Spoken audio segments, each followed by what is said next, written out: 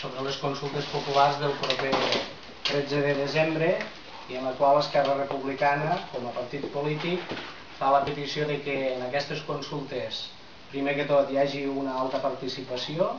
en els 23 municipis de la demarcació de la vegueria de Lleida i que també, òbviament, demanem un vot afirmatiu, un vot pel sí en aquestes consultes populars. Per què Esquerra Republicana demana un vot pel sí? Després els meus companys diputats i alcalde ho explicaran més abastament a nivell municipal, però nosaltres creiem que el desig de la societat catalana ja fa molts cops que ha traspuat en el sentit de que hi ha un actual marc jurídic institucional que no reconeix prou els drets que volen els ciutadans de Catalunya. No sempre en les conteses electorals en les quals s'elegís partits polítics que després constitueixen parlaments i que finalment constitueixen governs no és el marc idoni per establir si Catalunya s'ha d'autodeterminar o no. Nosaltres creiem que hi ha d'haver una consulta específica per reconèixer els drets de Catalunya i per això aquestes consultes populars que han sorgit de la societat civil, en aquest cas creiem que és el primer marc, el primer pas perquè un dia puguin esdevindre una consulta jurídicament legal i per tant vinculant per l'alliberament del nostre país. Les dades, les enquestes, el sentiment del país ens diu que cada cop més el creixement de la consciència independentista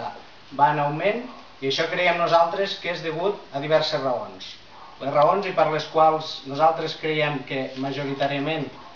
hi haurà el sí i aquests dies així estem fent campanya pels pobles i ciutats de la nostra demarcació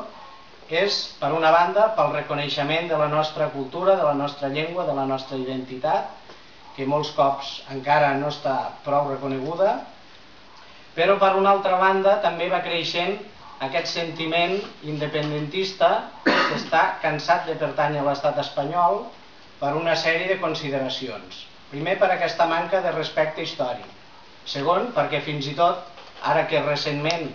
fa 3 anys, es va aprovar l'Estatut d'Autonomia, que és dins del marc de l'Espanya de les autonomies l'element que, diguéssim, dona més competències a la Generalitat, encara a hores d'ara hi ha estaments de l'Estat i hi ha partits polítics que no el reconeixen i per això han recorregut al Tribunal Constitucional. La demora també en la resolució i tots els atacs que ens venen des del Partit Popular, des del Defensor del Poble, des d'altres autonomies en aquest estatut, fan que nosaltres, com a partit, com a Esquerra Republicana, diguem que ja n'hi ha prou i per tant aquest anhel independentista nosaltres creiem que també ve degut a aquest cansament que té la ciutadania de Catalunya per formar part d'aquest estatus, d'aquest marc jurídic espanyol que ni amb el Tribunal Constitucional ni amb l'actual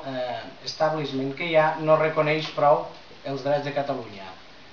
Aquest ressorgiment que hi ha hagut des de la societat civil, des dels ciutadans anònims, des de les entitats per demanar aquestes consultes populars, creiem que és el reflex d'aquest cansament, creiem que és el reflex d'aquest moviment que ja no és embrionari, que és arreu de Catalunya i segurament també avançarà arreu dels països catalans i per tant aquests anhels de llibertat esperem que properament es puguin fer amb consultes ja degudament establertes. El 13 de desembre, en aquests 23 municipis, Esquerra demana el sí. Tots els seus electes que estan en aquests ajuntaments han treballat activament, després ho explicarà el Miquel Àngel, per aquest sí, per aquesta participació i també ens agradaria que, òbviament, les properes consultes que ha establertes, com són la del 28 de febrer i la del 25 d'abril, la resta